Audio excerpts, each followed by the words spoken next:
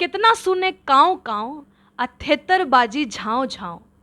कितना सुने काँव काँव थेतरबाजी झाँव झाँव। जो खेलेगा उल्टा दांव ऊ जाएगा बाहर गाँव। दिन ताक दिन ताक दिन ताक दिन। तो है कि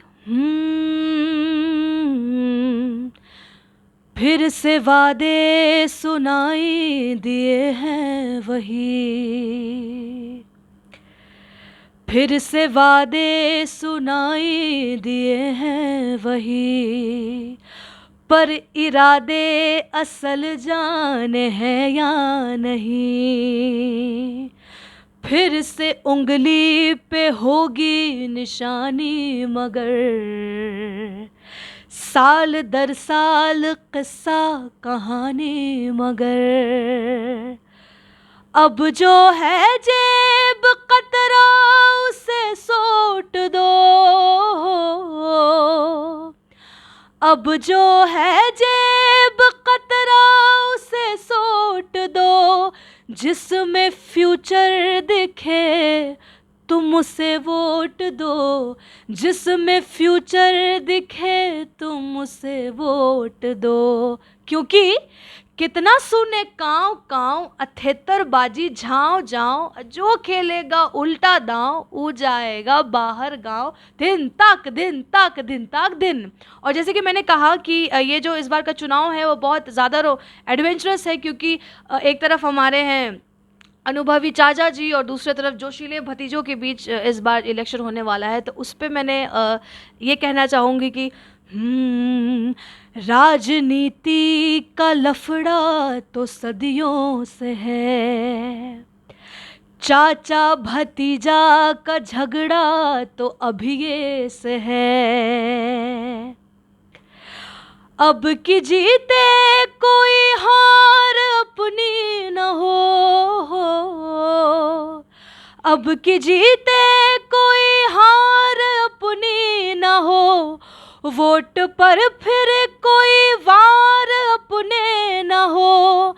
हाथ में रखा जैकपॉट तुम उसी को ही दो।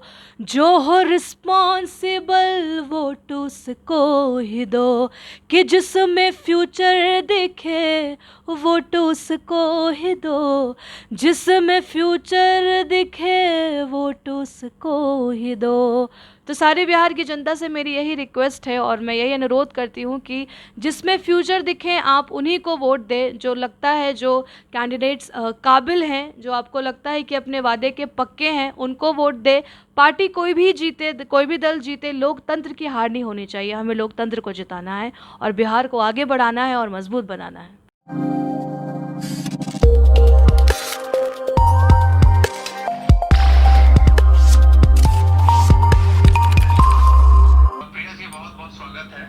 धन्यवाद। आपका हिंदुस्तान न्यूज़ में सबसे पहले जो मेरा सवाल ये है कि बीइंग अ बिहारी मुझे खुद खुशी होती है अगर कोई बिहार से मुंबई में जाता है और मुंबई में एक बड़ा सितारा बन के उभरता है।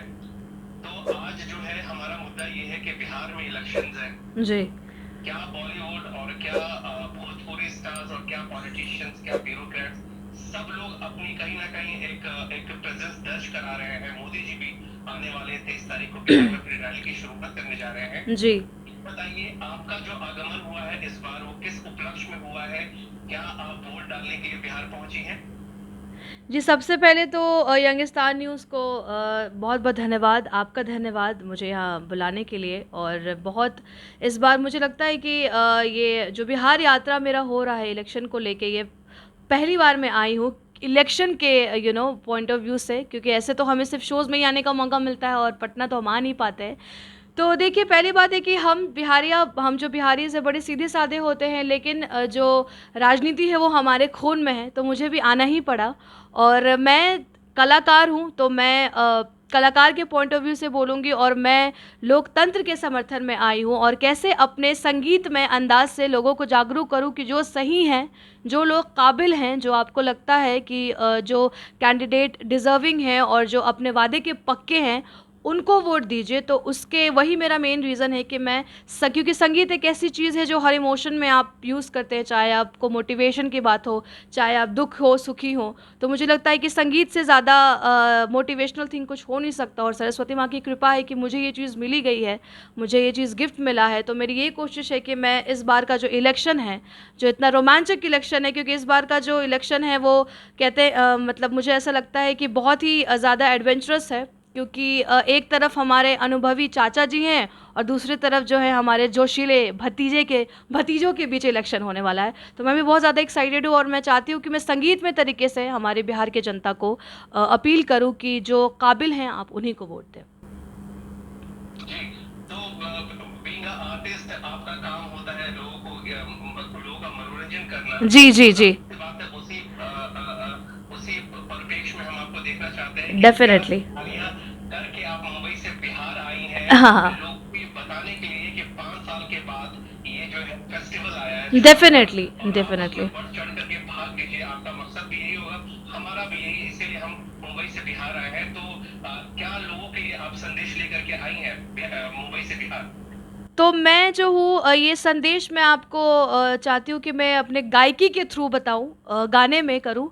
तो मैंने कुछ मैं प्रिपेयर करके आई हूँ अभी आने से पहले। तो इसके जो शब्द हैं उनको पंकज राठौर जी ने लिखा है, और पंकज नारायण जी का ये कॉन्सेप्ट है कि देखिए अभी आप जानते हैं सोशल मीडिया का ज़माना है, और अभी क्योंकि सिंगर्स अपने अपने तरीके से अपने अपने पॉइंट ऑफ व्यू डाल रहे हैं, और सोशल मीडिया पे इन दोनों बहुत सारे गाने इलेक्शंस पे, चुनाव पे बनाए गए हैं, बहुत सिंगर्स ने लिखे हैं, पर सरकार के विरोध में या समर्थन में लिखा गया है अपने पॉजिटिव थिंकिंग और अपनी नेगेटिव थिंकिंग जो भी उनकी है।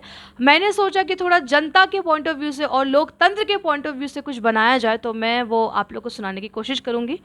तो कहते हैं कि कितना सुने काँव काँव थेतरबाजी झाँव झाँव, कितना सुने काँव काँव थेतरबाजी झाँव झाँव, जो खेलेगा उल्टा दांव उ जाएगा बाहर गांव, दिन ताक दिन ताक दिन ताक दिन।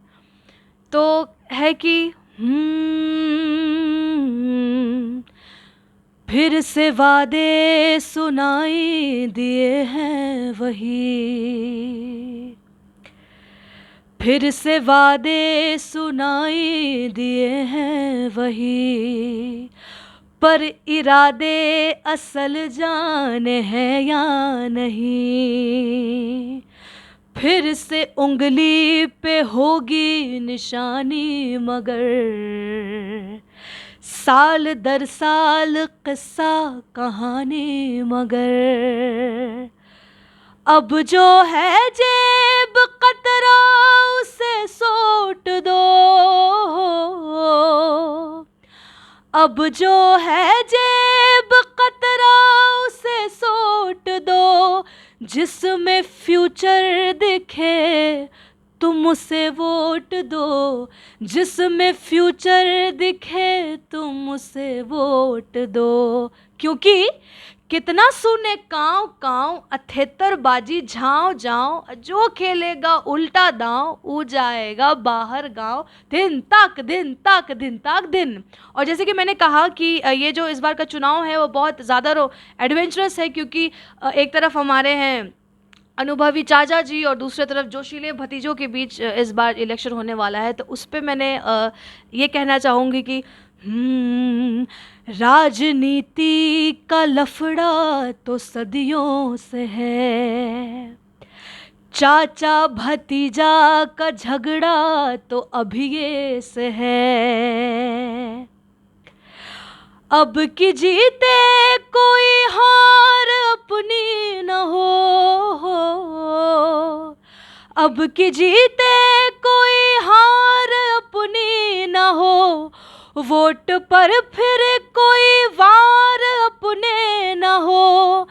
हाथ में रखा जैकपॉट तुम उसी को ही दो, जो हो रिस्पॉन्सिबल वोट उसको ही दो, कि जिसमें फ्यूचर दिखे वोट उसको ही दो, जिसमें फ्यूचर दिखे वोट उसको ही दो। तो सारे बिहार की जनता से मेरी यही रिक्वेस्ट है और मैं यही अनुरोध करती हूँ कि जिसमें फ्यूचर दिखे आप उन्हीं को वोट दें, जो लगता है जो कैंडिडेट्स काबिल हैं, जो आपको लगता है कि अपने वादे के पक्के हैं, उनको वोट दें। पार्टी कोई भी जीते, कोई भी दल जीते, लोकतंत्र की हार नहीं होनी चाहिए। हमें लोकतंत्र को जिताना है और बिहार को आगे बढ़ाना है और मजबूत बनाना है। जी, एक बिहार की लड़की होने के नाते आप यहाँ खुद बड़ी हुई हैं, खुद पढ़ी लिखी हैं, जी संगीत भी यहीं से सीखा आपने, जी जी जी। से बिहार को बहुत करीब से देख रही हैं। आपको क्या लगता है अगर एक चीज बिहार में बदलना हो तो वो कौन सी चीज है जिसको आप खुद बदलना चाहती हैं, बीइंग अ सिंगर? देखिए, हाँ, डेफ़िनेटली मैं एक आर्टिस्ट हूँ, तो एक चीज़ जो मैं बदलना चाहूँगी बिहार में, वो मुझे लगता है कि यहाँ पे टैलेंट की कमी नहीं है, लेकिन अपॉर्चुनिटीज़ की बहुत कमी है।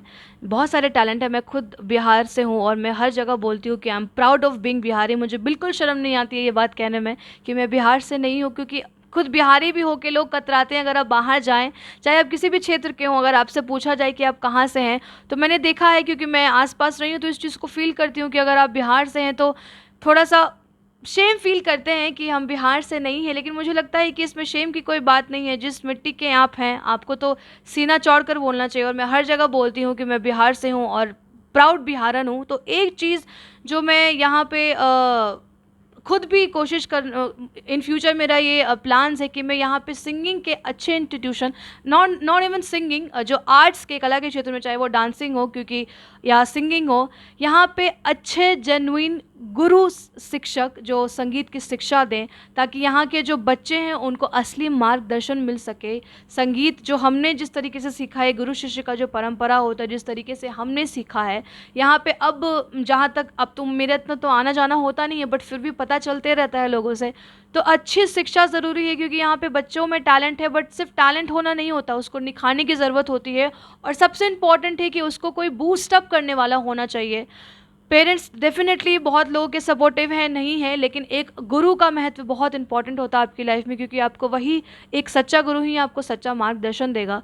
तो मेरी कोशिश है इन फ्यूचर में कि मैं यहाँ के बच्चों के लिए जो नए टैलेंट है या जो सिंगिंग के क्षेत्र में अच्छा करना चाहते हैं, उनके लिए एक अच्छा जो है संगीत विद्यालय या अच्छे गुरु हो जो उनको अच्छा शिक्षा दे सके, ताकि वो सिर्फ ना कि अपने अच्छी सिंगिंग के साथ उसमें अच्छा कॉन्फिडेंस भी हो, कि जब वो दुनिया की किसी भी स्टेज पे हो तो एक तो प्राउडली कह सके कि हम बिहार से हैं, और जब वो गाएं या वो डांस भी करें तो बिल्कुल एक अपने कॉन्फिडेंस के साथ करें। एक आखिरी सवाल चलते चलते भैया, जी पूरी दुनिया में बिहारियों को जाना जाता है, आपको ज्यादा से ज्यादा साइंटिस्ट मिलेंगे, डॉक्टर मिलेंगे, जी इंजीनियर मिलेंगे। जी जी। कहते तो इंडिया में सबसे ज्यादा जो रैंकिंग में आता है वो आईएएस और आईपीएस आते हैं, डेफिनेटली डेफिनेटली। क्योंकि आज हमारा बिहार इस देश में सबसे पिछड़ा क्यों है? एक हीन की नजर से लोग क्यों देखते हैं बिहारियों को?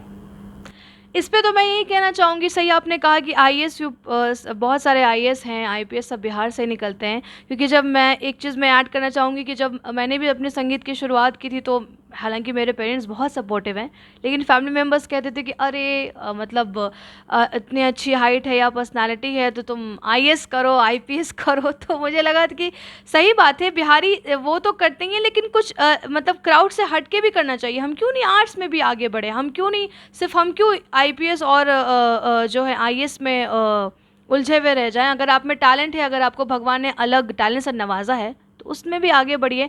पिछड़ने की बात ये कहना चाहूँगी कि देखिए, पहले जो एक स्टीरियोटाइप है बिहारी को लेके, ये बिहारियों ने खुद भी बनाया। आपको खुद को तोड़ने की ज़रूरत है।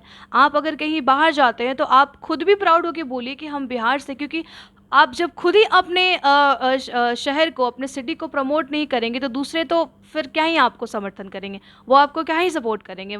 तो आपको खुद में कॉन्फिडेंस होकर पहले बोलना पड़ेगा कि हम बिहार से हैं, और हर जगह खुद को प्रमोट करिए।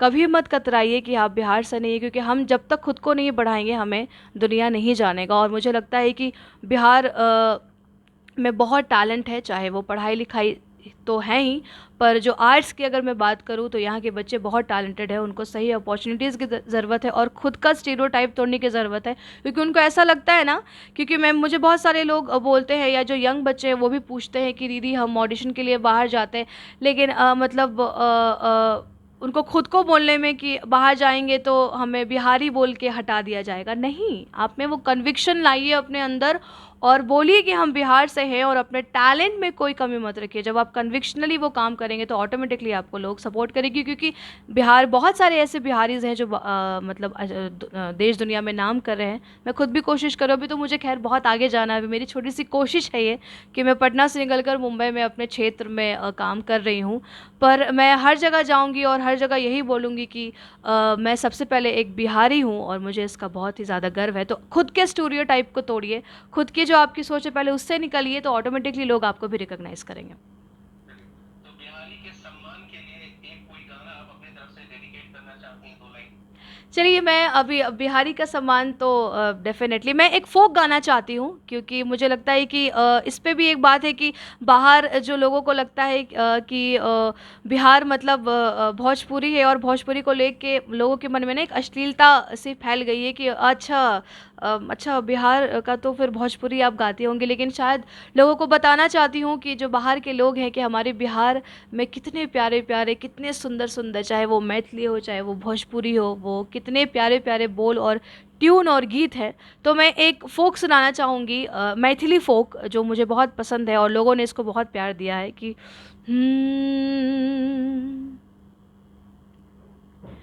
रोज सवेरे उबटन मल के इतर से नहवाब, एक महीना के भीतर चम चम चेहरा चमकाएब हो, एक महीना के भीतर चम चम चेहरा चमकाएब हो। झूठ कहत ना बानी तनिको, मौका एगो देहु ना, ए पहुना ये मिथिले में रहूँ ना, ए पहुना ये मिथिले में रहूँ ना। जौने सुखबा ससुरारी में तौने सुखबा कहूँ ना, ए पहुना ये मिथिले में रहूँ ना, ए पहुना ये मिथिले में रहूँ ना। धन्यवाद। Thank you so much and wish you all the best for your bright future. Thank you so much, thank you so much, thank you so much.